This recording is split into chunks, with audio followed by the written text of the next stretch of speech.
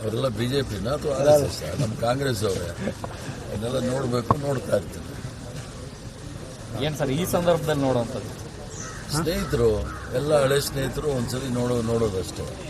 Sir, ಈಗ ನೀವು ಹಿರಿಯ ನಾಯಕರು, ನಾಯಕತ್ವ ಬಿಕ್ಕಟ್ಟು ದಿನೇ ದಿನೇ ಒಂದು ರೀತಿ ಜಾಸ್ತಿ ಆಗ್ತೈತೆ. ಏನು ಸಲಹೆ ಕೊಟ್ಟಿದ್ದೀರಿ? ಮುನಿಯಪ್ಪನವ್ರು ಸಲಹೆ ಕೊಟ್ಟಿದ್ದಾರಲ್ಲ, ಅದೇ ಸಲಹೆ.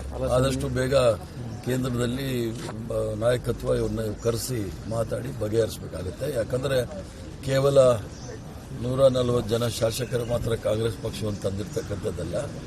ಹೋದ ಬಾರಿ ಭಾರತೀಯ ಜನತಾ ಪಾರ್ಟಿ, ನರೇಂದ್ರ ಮೋದಿ, ಅಮಿತ್ ಶಾ, RSS ವಿರುದ್ಧ ಎಲ್ಲ ಸಿವಿಲ್ ಸೊಸೈಟಿಯವರು ಮತ್ತು ಕಾಂಗ್ರೆಸ್ಸೇತರ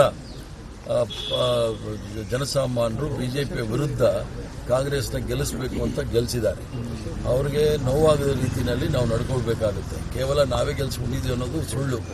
ಆದ್ದರಿಂದ ಏನು ಮುನಿಯಪ್ಪನವ್ರು ಹೇಳಿದ್ರು, ಆದಷ್ಟು ಬೇಗ ಕೇಂದ್ರ ನಾಯಕತ್ವ, ಅದರಲ್ಲೂ ಸಹ ಈಗ ಕರ್ನಾಟಕದವರೇ ಆದ ಶ್ರೀಮಾನ್ ಮಲ್ಲಿಕಾರ್ಜುನ್ ಖರ್ಗೆ ಅವರು ಕಾಂಗ್ರೆಸ್ ಅಧ್ಯಕ್ಷರಿದ್ದಾರೆ. 3 ಜನ ಆದಷ್ಟು ಬೇಗ ಕೂತು ಇದನ್ನು ಬಗೆಹರಿಸೋದು ಬಹಳ ಉತ್ತಮ ಅಂತ ಹೇಳಿ ಏನು ಮುನಿಯಪ್ಪನವರು ಸಲಹೆ ಕೊಟ್ಟಿದ್ದಾರೆ, ಅದಕ್ಕೆ ನಾನು ಸಹ ಸಹಮತ ಇದ್ದೀನಿ. ಡಿಸಿಷನ್ ತೆಗೆದುಕೊಳ್ಳುವ ತೀರ್ಮಾನ ಹೈಕಮಾಂಡ್ ಅಂತಲ್ಲಿ ಬಹಳ ಸೀರಿಯಸ್ ಆಗಿದೆಯಾ ಸರ್?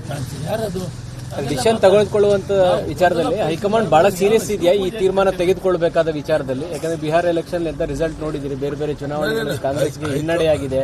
ಇರೋ ಸರ್ಕಾರವನ್ನು ಉಳಿಸ್ಕೊಳ್ಳೋದು ಕೂಡ ಅಷ್ಟೇ ಇಂಪಾರ್ಟೆಂಟ್ ಅಲ್ಲ? ಹೈಕಮಾಂಡ್ ಅಂತ ಅನ್ಸ್ಕೊಳ್ಳೋದೇ ಗಂಭೀರವಾಗಿ, ಸೂಕ್ಷ್ಮವಾಗಿ ಚರ್ಚೆ ಮಾಡಿ ಗಮನಿಸಿ ನಿರ್ಧಾರಗಳನ್ನ ತೆಗೆದುಕೊಳ್ತಾರೆ.